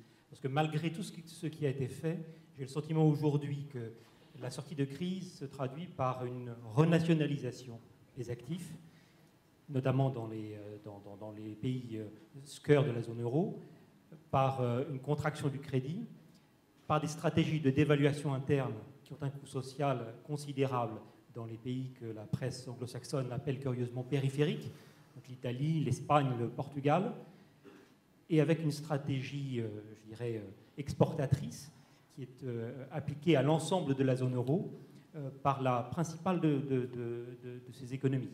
Donc ma question porte sur la viabilité finalement de cette stratégie de sortie de crise par le rétablissement des balances courantes, qui, dans quelle mesure elle est viable pour l'ensemble de la zone euro qui est effectivement la première économie du monde, et comment peut-on supporter son coût économique et social, notamment en termes de chômage dans les pays d'Europe du Sud. Pouvez-vous passer le micro au sénateur Arthuis qui est là? La stratégie de sortie. Messieurs les présidents, s'agissant de la zone euro, on a compris qu'elle avait une nature bien particulière puisque les États qui en sont membres, lorsque survient une crise, lorsqu'il faut constituer un mécanisme européen de stabilité, doivent inscrire les crédits nécessaires pour doter le capital de ce mécanisme européen de stabilité, pour s'engager sur l'endettement de ce mécanisme européen de stabilité. Donc la zone euro peut devenir l'embryon du fédéralisme européen. Partant de là, au-delà de l'euro, au-delà du trésor européen, quel peut être le gouvernement de la zone euro et quelle peut être sa légitimité démocratique? Monsieur le Président Van Rompuy, la question de Monsieur Sall, la stratégie de sortie de crise, est-elle vraiment la bonne et est-elle viable? Les décisions que vous avez prises, vous paraissent-elles nous permettre une sortie de crise réelle? Il n'y avait pas 30 solutions pour survivre. Certains pays étaient fondamentalement, économiquement déséquilibrés, avec des balances de paiement en déficit de 15%, avec des déficits publics aussi de certains entre 10 et 15%, il fallait corriger. Euro ou pas d'euro, Union d'économie européenne ou pas d'Union européenne, il fallait corriger. Et donc c'est un équilibrage qui demande des efforts, qui demande des sacrifices. Et le temps pour corriger a été plus long qu'on l'a prévu. En plus, ces pays n'avaient plus à un moment donné accès au crédit. Si l'Union n'était pas intervenue avec le mécanisme de stabilité ou son prédécesseur, ils auraient fait faillite. Ils auraient fait faillite. C'est pour ça qu'on est intervenu. Et donc, je dirais, les 10 premières années de l'eurozone, et je ne fais pas le procès, mais ces problèmes étaient déjà visibles, on n'est pas intervenu, on a attendu trop longtemps, et le coût de corriger a été d'autant plus élevé. D'autant plus élevé. Je comprends que dans une ambiance de croissance économique, etc., ceux qui montraient qu'il y avait des problèmes sous-jacents n'étaient pas applaudis. Mais une fois que la crise financière a éclaté, on a dû prendre les mesures qui s'imposaient déjà beaucoup plus tôt. Et donc cet effort de rééquilibrage, c'est un effort qui a été inévitable. Inévitable.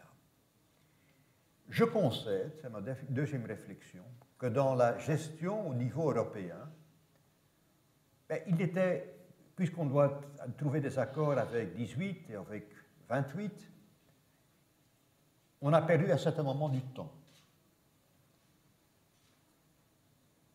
C'est la faute de personne et de tout le monde. Moi, je ne vais pas, parce que non pas que je ne l'ose pas, mais que je ne le veux pas, pointer un tel pays ou un tel pays ou un tel groupe de pays ou un tel autre. On a perdu du temps Mais il faut comprendre aussi qu'on n'avait pas les moyens de combattre la crise. Parce que cette crise, selon les pairs de l'eurozone, ne pourrait pas exister. Mais on n'a pas respecté le plan ou le pacte de stabilité et de croissance à un moment donné. On n'est pas intervenu. Il n'y avait pas de fonds de secours financiers. On a dû tout construire en tant que gouvernance économique et en tant que mécanisme de stabilité économique. On a dû construire tout ça en pleine tempête. En pleine tempête. C'est pour ça qu'on a perdu un certain temps. Troisième chose, c'est qu'il y a une perte de confiance dans l'eurozone, aussi à cause de tout un tapage médiatique international, et ça a pesé sur les consommateurs. Si on ouvre le journal chaque jour et on voit que la monnaie peut s'écrouler, eh bien, en tant que consommateur et investisseur, non seulement on perd courage, mais on perd confiance. Donc le retour de la stabilité de la zone euro à partir de l'automne de l'année passée, le retour de la stabilité, c'était indispensable pour le retour de la confiance du consommateur. Ça a pris plus de temps qu'on le croyait. Et on sait qu'entre le retour de la croissance et le retour de l'emploi, ça prend aussi du temps. Et donc, la crise n'est pas uniquement profonde, elle est longue. Elle est longue.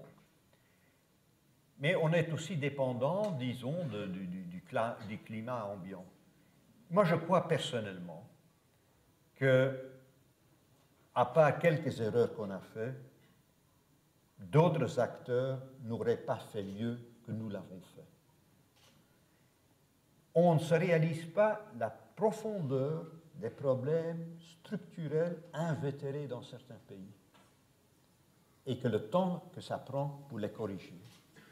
Mais on sous-estime aussi que dans des économies apparemment solides encore aujourd'hui, les problèmes structurels qu'on devra aborder les années qui viennent.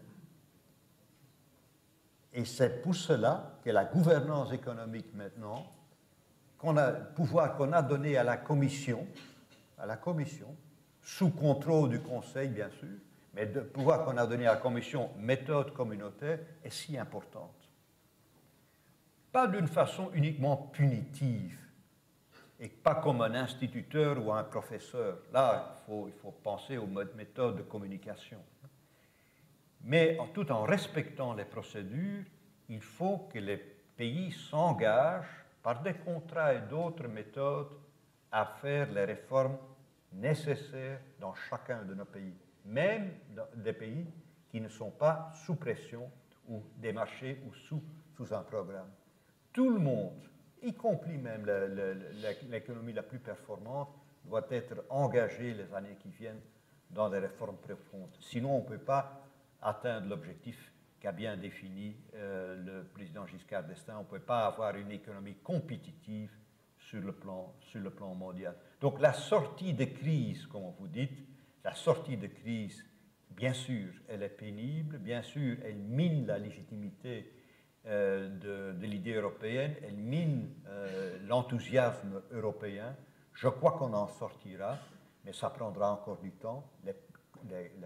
L'origine, les causes du problème étaient beaucoup plus vastes, beaucoup plus profondes qu'on le croyait. Et donc l'adaptation et la correction aussi. C'est pour ça qu'on doit, entre-temps, prendre des mesures à impact direct, surtout sur le marché de l'emploi, pour que, disons, le prix imposé par cette correction soit le moins élevé possible. Et c'est pour ça que j'ai tellement mis l'accent ces derniers mois sur l'emploi des jeunes et des mesures directes que les gouvernements et parlements nationaux peuvent prendre avec l'appui du budget européen, même s'il est un budget petit et assez restreint, mais on peut agir directement sur l'emploi, mais l'opération d'adaptation, de restructuration économique, elle est inévitable. Monsieur le Président, nos deux sénateurs posent des questions qui me paraissent impliquer de votre part des réponses. Le sénateur Jean Arthuis voudrait une zone euro, nous intégrer avec un vrai budget, une assemblée. Est-ce que vous êtes d'accord? Et le sénateur Pierre-Bernard Raymond, une réforme institutionnelle plus communautaire. Il voudrait que le président Van Rompuy soit le chef des armées européennes, par exemple. Est-ce que c'est quelque chose qui est correspond à votre vision? Bon, c'est des questions qui appellent en fait des réponses simples. Nous sommes un peu noyés dans toutes ces affaires de complications, de structures, d'organismes, et ainsi de suite. Quand nous avons fait des progrès en Europe, comment les a-t-on fait? On s'est réunis entre chefs d'État et de gouvernement, tranquillement. On a pris les décisions ensemble. On a chargé nos collaborateurs de suivre les dossiers. Ça n'a pas été très long. On s'est retrouvés et on a pris les décisions. Pour la zone euro, pour l'intégration de la zone euro, ce qu'il faut faire, c'est du niveau pas du tout administratif, c'est du niveau politique. Qui peut donner une impulsion politique? Les chefs de gouvernement. Donc, ce qu'il conviendrait de faire, c'est d'abord qu'ils se réunissent. Quand on a l'économie, comme l'économie allemande, britannique, française, on a un conseil des ministres toutes les semaines. Pourquoi n'a-t-on pas de réunion des dirigeants européens au niveau économique? On n'en a pas. Il y en a tous les 3 mois, tous les 2 mois, je ne sais quoi. Ils devraient se réunir tous les mois, automatiquement. Faire le point de la conjoncture, voir ce qui bouge, ce qui change, ce qui s'améliore, ce qui se détériore. Donc la première recommandation, c'est que le Conseil des chefs de gouvernement de la zone euro se réunissent tous les mois. Ils choisissent un jour, premier jeudi de chaque mois, etc., automatiquement réunion. D'une part, ils suivront de beaucoup plus près l'évolution économique et sociale, et d'autre part, l'opinion sera habituée à voir la naissance d'un certain pouvoir politique. Deuxièmement, il faut qu'il fasse une chose simple, que j'avais recommandée d'ailleurs au président de la République française et qui n'a pas été faite, c'est qu'il faut nommer un secrétaire général de la zone euro. C'est burlesque, cette histoire. Pensez que quand on a fait l'OCDE, l'Organisation de coopération économique, du plan Marshall, on a nommé un secrétaire général qui était d'ailleurs un Français, un disciple de Jean Monnet, qui s'appelait Robert Marjolin, qui était excellent. Là, qui rédige les communiqués? On n'en sait rien. Qui les présente à la presse? On n'en sait rien. Il n'y a même pas de secrétaire général. Il faut donc désigner un secrétaire général, et moi j'étais partisan que le président de l'Eurogroupe fût allemand, parce qu'il était le plus compétent, en fait, et que le secrétaire général fût français, pour avoir une espèce d'équilibre, un peu, dans le système. Et pour le moment, c'est tout ce qu'il faut faire. Au bout de 2 ou 3 ans, ils verront eux-mêmes s'il y a lieu d'institutionnaliser davantage le système. Ce n'est pas la peine au début, puisque pour ce qu'il faut faire, ce sont des décisions en réalité qui appartiennent au gouvernement de la zone euro. Il y a simplement un problème qu'a signalé le sénateur Arthuis, et qui est très intéressant, parce qu'en tout cas, il faut le poser. C'est la démocratisation du système. Vous allez assister au printemps prochain à la non-démocratisation du système européen. Les élections vont montrer que tel qu'il est, il n'y a pas un fonctionnement démocratique satisfaisant. Pourquoi? C'est parce qu'il n'est pas greffé sur les opinions politiques nationales, ou très peu greffé, en fait. Donc l'idée, qui d'ailleurs figure dans des propositions très intéressantes de diplomates ou de chercheurs, c'est qu'il faut créer au niveau de la zone euro une représentation parlementaire. Représentation parlementaire composée de représentants des parlements nationaux. Parce que les décisions à prendre, le budget, la fiscalité, la dette, ce sont des décisions nationales. Il faut donc que ce soit des parlementaires nationaux. Pour assurer la cohésion du système, on peut prévoir par exemple qu'il y a 2 tiers de parlementaires nationaux et 1 tiers de parlementaires européens pour faire en sorte qu'il y ait une symbiose et un échange. Mais si on faisait cela, une réunion tous les mois, à date fixe, des chefs de gouvernement de la zone euro, la nomination d'un secrétaire général, et on peut penser à des hommes ou des femmes de grand talent, ça existe, on peut les trouver. Et si on y ajoutait une réflexion parlementaire avec les parlements nationaux et européens pour qu'il y ait un débat démocratique, ben on mettrait la machine en route. 3 ou 4 ans plus tard, il faudrait peut-être la structurer davantage, mais il ne faut surtout pas commencer par une négociation diplomatique sur la formule à donner, parce qu'à nouveau, on s'enfoncera malheureusement dans un marécage. Monsieur le Président, vous venez de loin, de Bruxelles. Voulez-vous dire le mot de la fin avant que nous suspendions notre séance? Je ne sais pas si ce sera le mot de la fin. Juste un complément à ce que vient de dire le président Giscard d'Estaing. On a créé les Eurosommets, donc les réunions de chefs d'État de la zone euro. Ça a bien fonctionné en période de crise. Le besoin ne s'en ressent pas tellement en dehors des périodes de crise. Mais j'ai découvert sur le tas que si on doit décider d'une législation pour la zone euro, on a besoin de 28, parce que le pouvoir législatif est un pouvoir législatif pour l'Union dans son ensemble.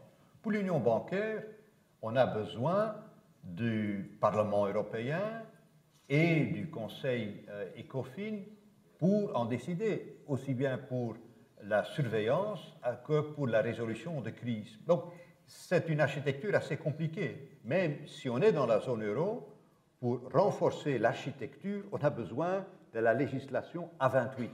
C'est pour ça que j'ai insisté tellement pour que le président du Conseil européen et le président de la zone euro soient le même homme ou femme. Sinon, on n'en sortira pas. Pour les grandes nominations l'année prochaine, je crois qu'il y a de plus en plus de consensus, pas encore d'accords définitifs, pour nommer un président permanent de l'Eurogroupe des ministres des Finances. En découlera enfin, je crois, une légère administration de la zone euro, parce que j'en conviens, elle travaille maintenant, je dirais, dans l'informel, ce qui est bizarre. Mon mot final n'est pas un vrai mot final, mais simplement ajouter de mon côté que la relation franco-allemande est essentielle pour l'Union européenne. On a eu des exemples brillants dans le passé, dont le président Giscard d'Estaing avec Helmut Schmidt. Helmut Schmidt a été un modèle, mais c'est curieux que moi je le dis, en venant d'un soi-disant petit pays, dans l'Union, on n'a pas de petit pays, et d'autant plus curieux que je le dis en tant que président du Conseil européen, parce qu'à ce moment-là, on dit, mais s'il y a un axe franco-allemand, là, vous perdez du pouvoir. Oui. Bon. Je suis prêt à perdre du pouvoir si je suis certain qu'on peut avoir de bonnes décisions dans l'intérêt européen. Et l'axe franco-allemand est essentiel pour, disons, pour la durabilité, pour avoir une structure permanente de décision. Sinon, on doit trouver chaque fois, je dirais, des majorités alternatives. Ça crée une certaine instabilité. Pourquoi est-ce que l'axe franco-allemand est important, sans nier le fait que tout le monde doit être d'accord avec 27 ou 28? Parce qu'il n'y a pas uniquement l'histoire. Bien sûr, il y a l'histoire. Il y a la géographie. Bien sûr, il y a la géographie. Mais la France et l'Allemagne représentent aussi deux sensibilités différentes dans l'Union européenne. Et si eux se mettent d'accord, les chances d'avoir un accord parmi les 28 sont d'autant plus grandes. Et c'est mon expérience personnelle. Ce n'est pas parce qu'on impose une solution, donc qu'on se rallie à une solution parce que deux sensibilités fondamentales dans l'Union européenne sont rencontrées. Et ça aide beaucoup. J'ai vécu des conseils européens sans accord franco-allemand, on en est sorti. Tout au début, mon premier conseil, c'était sans accord franco-allemand. Le budget européen, on l'a dû faire sans accord franco-allemand. Donc ça peut fonctionner. Mais d'une façon durable, d'une façon structurelle, l'axe franco-allemand est toujours, malgré les 60 ans d'histoire de la communauté de l'Union européenne, tout à fait essentiel. Voilà un message que nous retiendrons. Puis-je me permettre d'être l'interprète de tous ici présents pour vous remercier très chaleureusement, Monsieur le Président. Vous remercier.